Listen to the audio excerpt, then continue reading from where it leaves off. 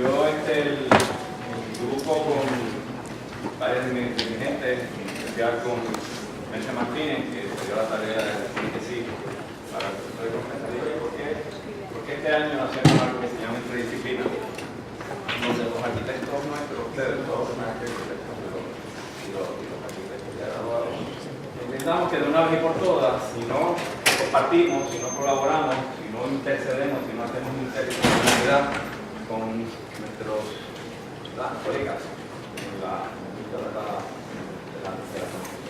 gestión propiamente de oficio, que nos entendamos mejor en cómo hacemos mejor arquitectura para el país, mejor arquitectura para la gente, mejor arquitectura para la infraestructura. Así que para estos sociólogos, psicólogos, antropólogos, paisajistas, hasta psicólogos, ¿verdad? Deberán incidir en nuestro medio. Así que tengo un compromiso con ustedes, fuera de arquitectura, de tener, ¿verdad?, esos consultores en este momento incidiendo sobre nuestro medio de diseño para, ¿verdad?, terminar el diseño. Así que le voy a dejar con la arquitecta Merce Martínez, la encargada de esta conferencia, para que le hable un poco, ¿verdad?, de nuestros visitantes, se encuentra aquí en el destino. Así you can start up. So everyone will see you. This is our lecturer today.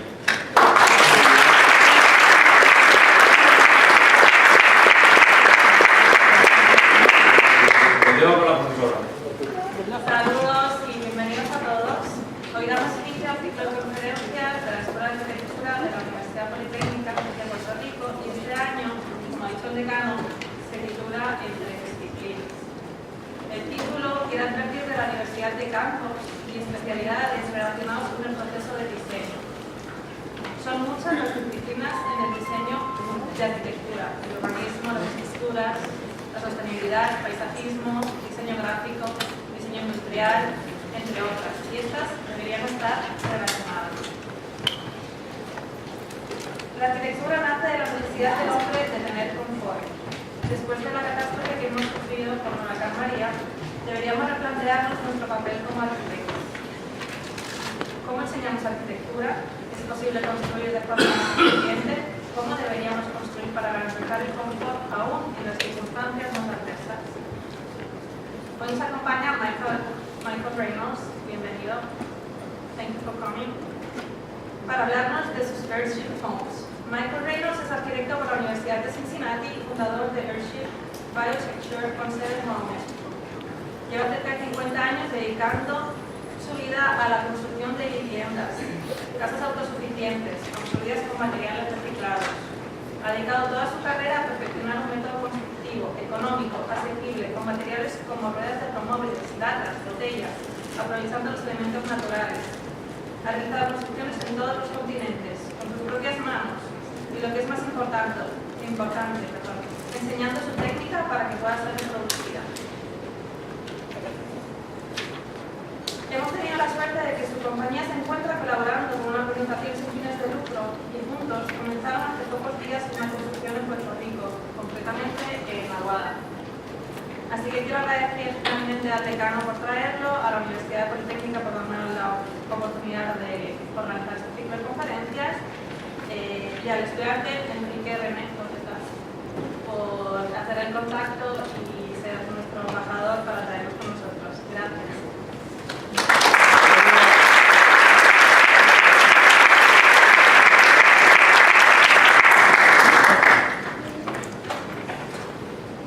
Thanks for coming, and thanks to everyone who helped us get here.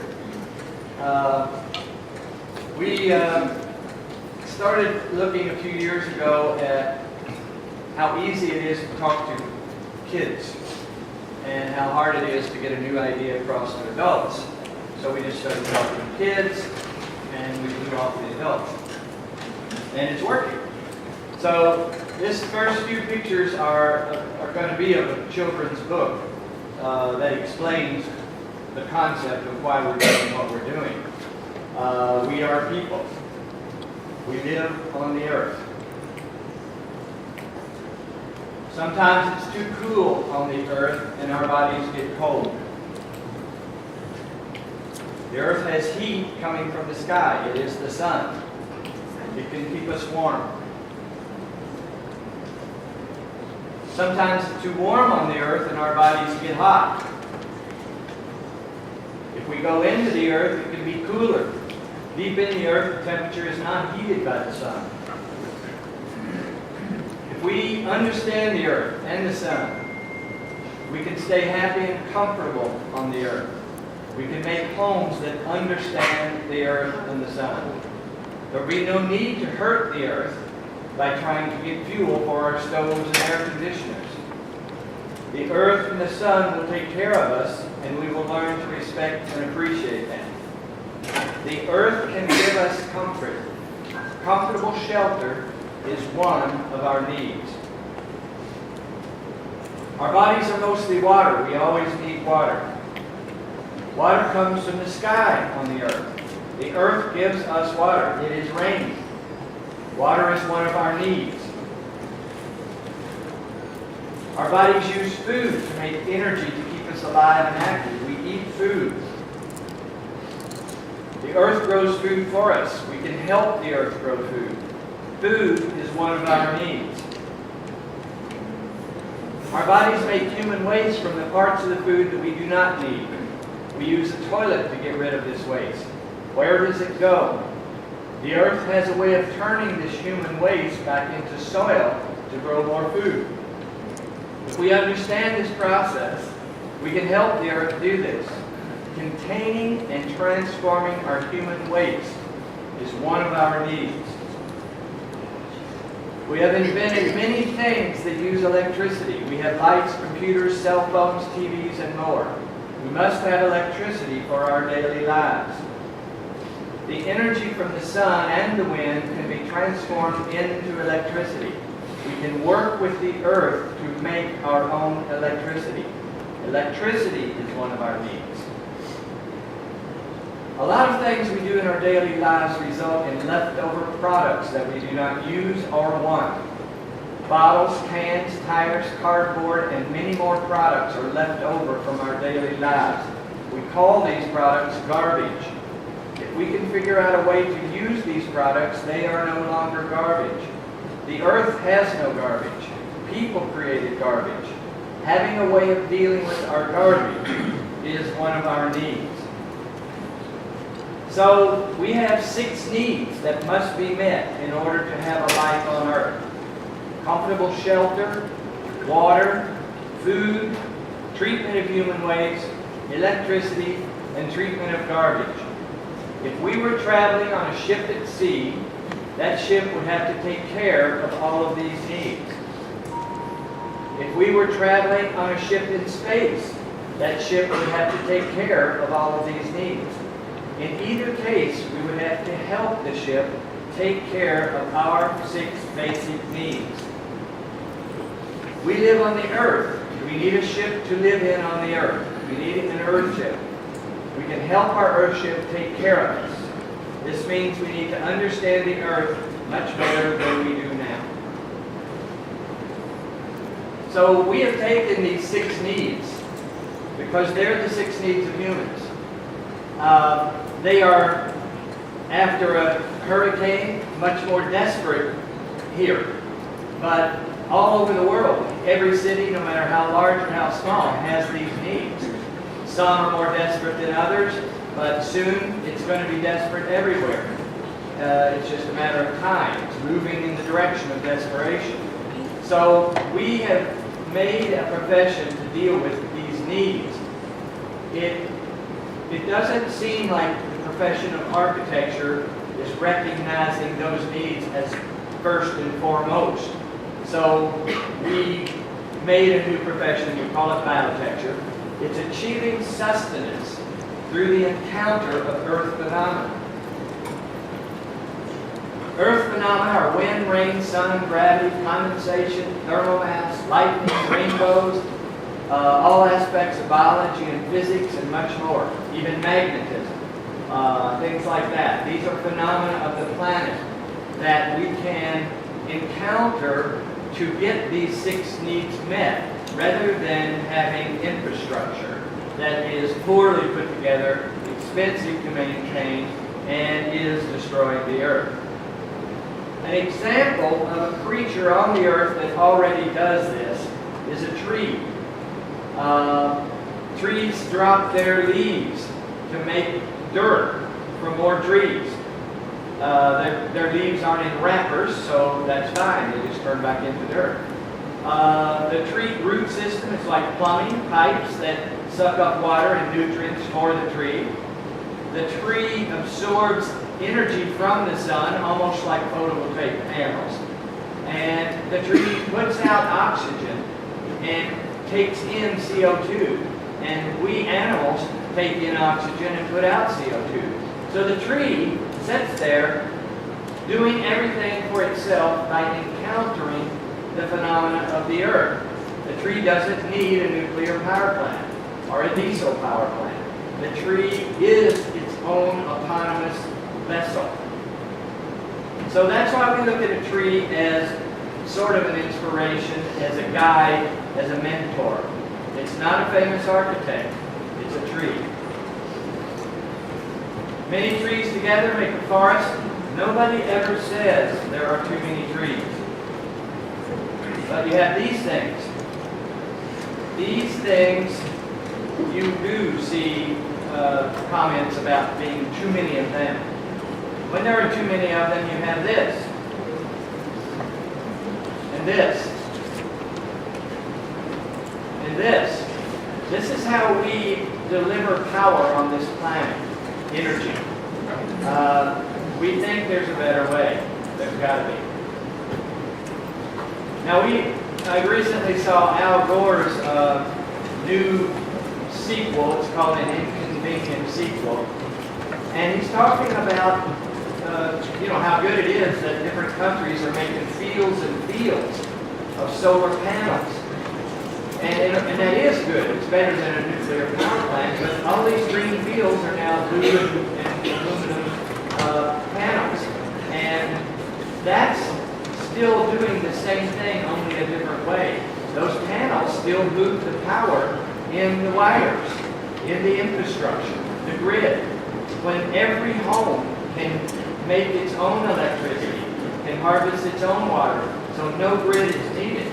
So what I'm saying is it's quite possible that through an understanding of what we call biotecture, that infrastructure can be considered a thing of the past, and we can move into all structures encountering the phenomena of the planet. This is how we treat sewage on this planet. We type it to some place and dump it. It goes into a lot of treatment plants as well, but none of them are doing it really well. Whereas every home can treat its own sewage and not have this. No other creature on earth gathers up their waste and puts it all in one spot, except humans. And humans have garbage, and this garbage is causing problems. Definite problems. If you came here from another planet and you saw this, you would believe, like I do, that tires grow here on this planet. Like trees. There are even more tires than trees. We want trees. They put out oxygen. So why don't we use the tires? That's the reason for looking in this direction. Caribbean. Under the sea, tires. They grow on this planet. They're very well made. They're steel-belted rubber. Bottles, also, all over the planet. They are indigenous to the entire planet. Plastic bottles, indigenous to the entire planet. They grow here. So what we're saying is that we can use these products just like we use trees and stone and dirt. We can use these products to create autonomous buildings that are vessels that encounter the earth to give us our 6 needs. And this particular botanical gardens is in New Mexico, high elevation, very cold temperatures, way below 0 Fahrenheit, 20 or 30 below 0 outside, and bananas growing inside, grapes growing inside, birds flying around, with no fuel.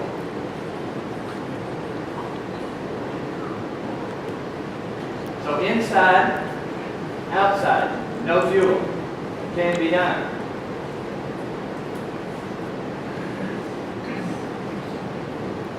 these buildings, in severe winters, take care of people. It's the same in severe tropical, severe heat. They work off of the principles of thermal mass and convection. So this all started decades ago. We built the house out of the old steel beer cans because the news was talking about the old beer cans being thrown all over the streets and highways. They predicted a garbage problem in the future. And of course, we've got it. We've got it really bad. It's a problem, but it's everybody's problem individually. So we built a house out of garbage, and we kept building other houses. When aluminum cans came along, we built out of them. We built domes. We put greenhouses on them. Aluminum cans as domes worked very well. They're just like little lightweight bricks. We started packing dirt into tires to create thermal mass and structural walls. We started making electrical production in the home, like a windmill and solar panels. And we started harvesting rainbows.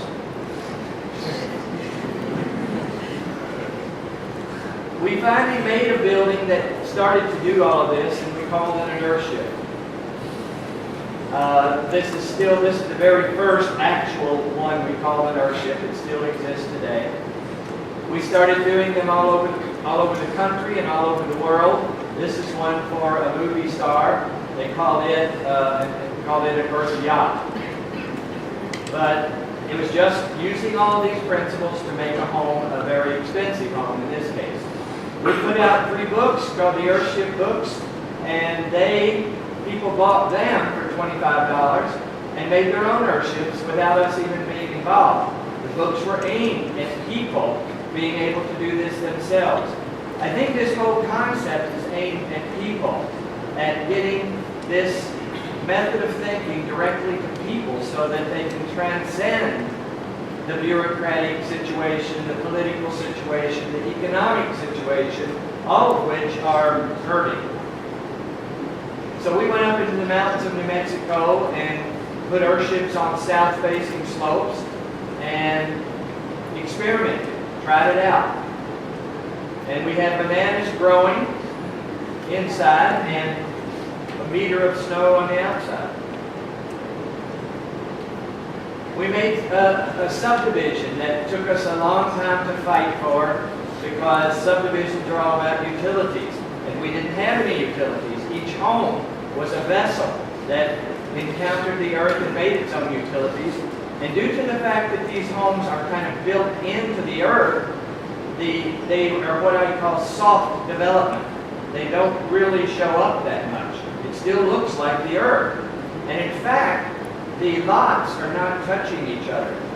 They are circular lots, so that the lizards and snakes and deer and antelope, they can all still walk through the community without having to go through a fence. And they still do. So this is the Earthship community in New Mexico, and that's a herd of elk walking through just like they always have.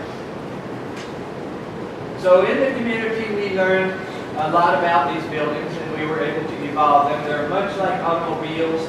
They keep getting better every year.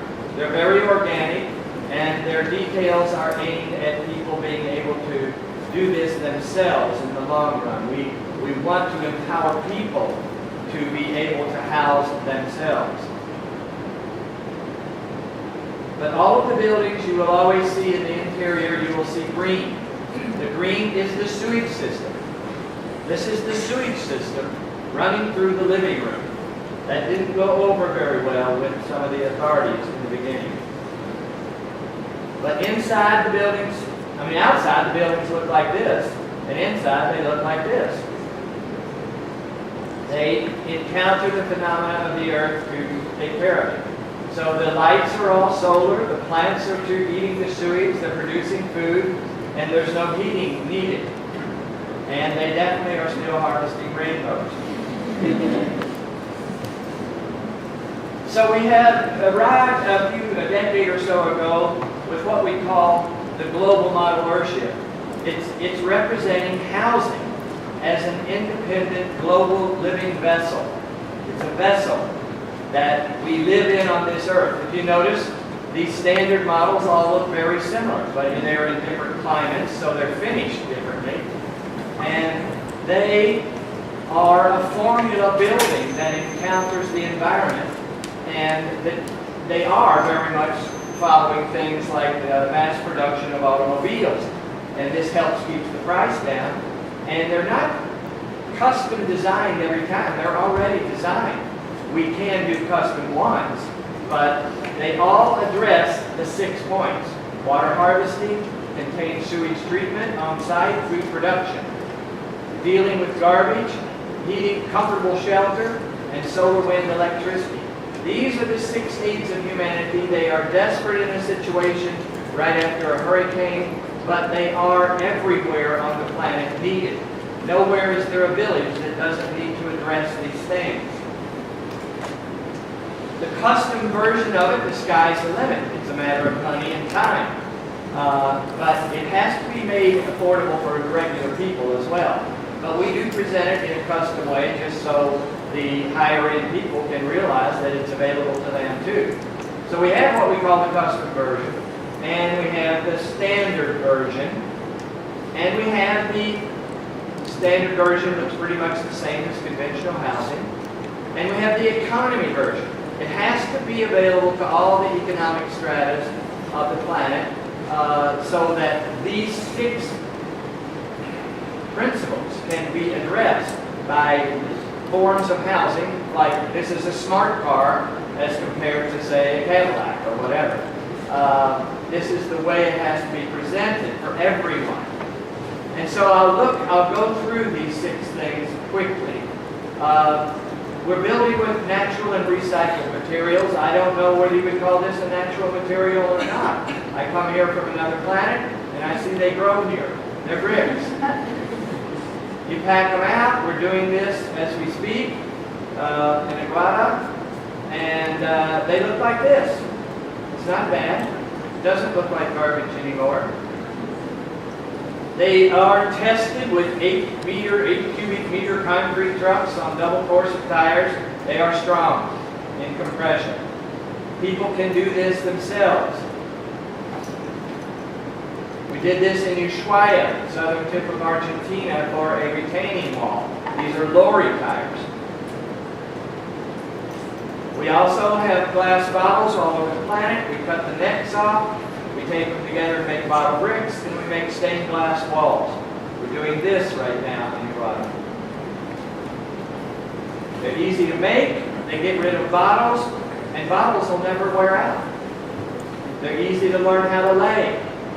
They can be done in a very high-end way.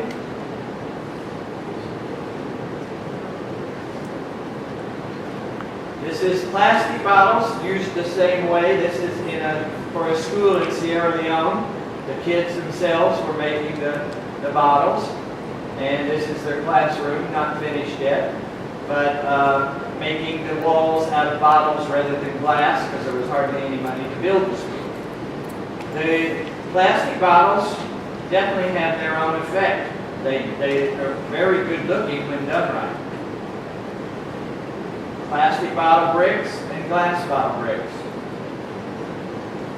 Aluminum cans are just as plentiful, and they're all over the planet, and they become bricks as well. So the bottles, the cans, the plastic bottles are all masonry units that we can build with, along with the tires rammed with earth.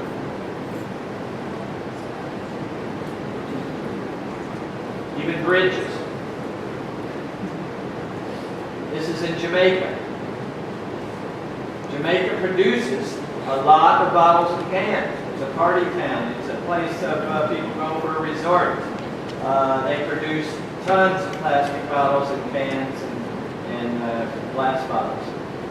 We also have found, once you start thinking this way, everything you look at becomes something that can be used. These are shingles made of the appliances that are thrown away in every city. We just harvest the panels out of them, collect them, and do roofing details. They're just as good as metal roofing. And it's using some of the things that are piled up in our waste dumps, our landfills. We can use quite a bit of that. And the more we use it, the more we see we can use it. It's a resource. We just mine for it. I even used it for body work on my Mercedes. Bottle caps, we put them in grouts. Anything that we can find, we use it, and it turns out to be quite a good product.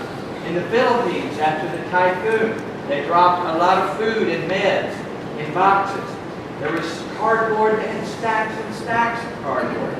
So we use the cardboard for insulation on what we call the Earthship there.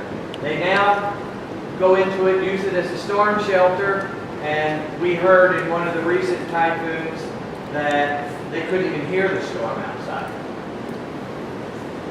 So we got these, what we call natural materials. Yes, wood is natural. Yes, mud is natural. Yes, stone is natural. But plastic bottles and cans and tires are also natural to this planet. The next one of the 6 points is thermal. We call it thermal solar heating and cooling. It's comfortable shelter that doesn't use fuel. Most buildings are sitting on the planet with an infrastructure coming to them. We simply go into the planet, bring the planet up around it, insulate some of the planet away from the rest of it, bring in the sun, and tap into the temperature of the earth down deep, and we have created a situation where we can control temperature much easier than just a building on the surface of the earth. To get into the technique of it, the sun is low in the winter. It comes in, heats the airspace. It's a known fact of physics that heat goes to the cooler place. We use the tire walls, we bury another meter of compacted earth and with insulation wrapping it, and this wall is cooler than the airspace. So heat goes to the cooler place. It goes into the wall. It can't go out above because there's insulation. At night, the airspace cools down because it goes through the glass into the greenhouse and out the greenhouse glass into the cold night. So the room becomes cooler than the wall, and the wall immediately turns on like a furnace because heat goes to the cooler place. That's the simplified version of it. When you want to be cool, the sun is high in the summer. It gets the greenhouse very hot. The greenhouse has gravity-operated skylights that let this heat escape. That creates convection, a natural phenomenon, a draw of energy, of air, because you can't have a vacuum. And we bring that air from the outside through tubes. And the convection creates a natural movement of air. The hot air goes through the cool earth, heat goes to the cooler place, so that heat is lost into the earth before it makes it to the building, to the room. And so a very simplified look at that is we use heat and convection to cool the buildings as well. This is the cooling tubes as they go in. The cisterns are placed outside of what we call the thermal wrap. This is the rigid insulation and the burial earth. This is the thickness of the wall. This is the thermal bank that stores temperature. We have an academy on these principles of biotecture. It's the Earthship Biotecture Academy. It's been in existence for 6 or 7 years, and it has a course, lectures, and labs on all of these 6 points. This is the hallway, double glass here, double glass here. It is the treatment of the sewage, but it's also a buffer zone between the living space and the cold or hot exterior space. In one of these buildings, we did a bunch of tests. A guy from Australia did a bunch of tests for a year with thermometers inside and out. And these are the extremes in our climate. Minus 20 Fahrenheit, minus 29, even colder is our extreme winter. Our extreme summer is 103 or 4, or 30 or 38 or 40. And these are the extreme hot and the extreme cold outside. In the buildings, These were the temperatures. They were around the comfort zone with no fuel. That's what the mass does. The mass stabilizes the temperature in the building, and you can direct it a little bit with phenomena like solar gain and convection. Now, in the tropical zone of the planet, where we kind of are here, it's a little bit different. You don't have to go to the expense of all the glazing, although it would work here. We're doing it in a more simple way, where we just get the air hot and move it. We don't have, our newer buildings are not even having any glazing, but the old ones have some. But it's not a matter of collecting heat, it's a matter of staying cool with convection, moving the air with convection. And we have a course on both the heating and the cooling of these buildings in the academy. But basically they're making the buildings out of the cans and bottles and tires and using convection to cool them in these kind of climates. This is in Haiti after the earthquake. Very similar to what we're doing now. This is on an island in Indonesia that we call Earthship Island. We have a little deal there where we can do what we want on this island. It has nothing on it but 2 Earthships. And this Earthship stays comfortable, collects electricity, collects rainwater, breezes blow through it. It contains and treats its own sewage, totally contained from the lukewarm bathwater snorkeling out here. It's a rough life to live here. There's a second one we have there. We have a program for our students to go stay here and make reports on how these buildings are working. They're very much like space stations. We have to man the space stations because there's nothing else on the island. Now, somewhere in wind electricity, everybody knows about that. You know, windmills and solar panels. But the buildings do not require heating and cooling ducts and fans. And so they have a minimal need for electricity, but we can easily produce it all with sun and wind. We started in the early days making vertical axis windmills and using solar panels and making the power collecting systems built into the buildings. And we kept going with the more and more evolved technology. This is a solar radio station on top of a mountain in New Mexico. All the equipment is in a little Earthship because it never gets too cold. And we went on to the development of vertical axis windmills because they can be built in any city, in any village. So we did a lot of studying on vertical axis windmills. We have one now that we call the Dynasphere. It's very quiet. And it's very durable.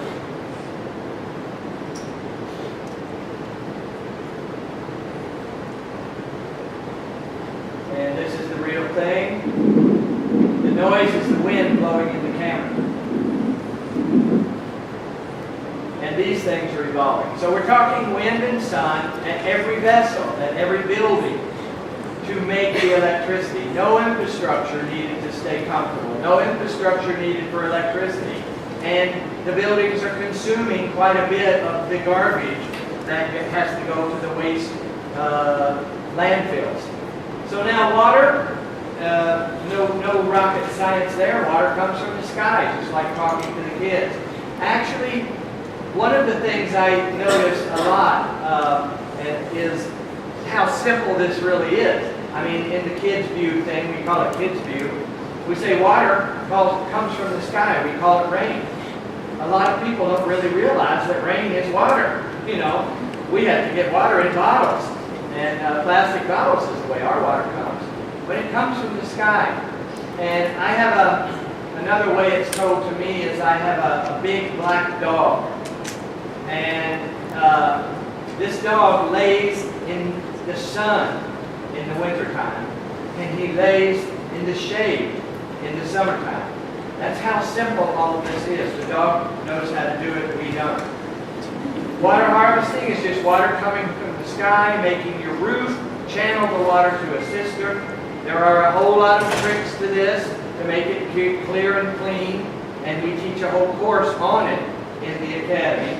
just a lot of methods to getting the best water. This is in the tropics, where you don't have to worry about ice dams. Every building is channeling every drop of water to cisterns. And the cisterns are buried in darkness. There are actually many aquifers because they're in darkness so algae won't grow. And in the standard model Earthship, they're buried behind it. The water goes into them and gravity feeds the home. But there's a whole course on the methods of it.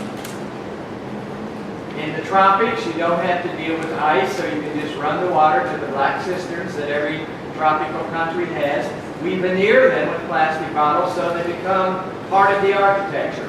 The architecture is simply a result of the fact of the things that you have to do to make the building take care of you by encountering natural phenomena. The building is designed by the natural phenomena. That's why we call it biotecture.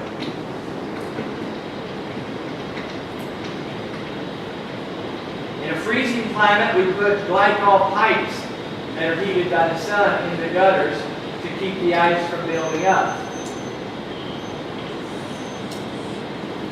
Everybody's seen rain run into a gutter. It is not rocket science. It has to be a clean roof, and then we take it into scuppers and through gravel and into dark cisterns. We just collect every drop of water. That's all there is to it. And we organize that water through filters and pumps and drinking filters so it can be showered with and drank. Now when you use water, it becomes sewage. Again, we have a whole course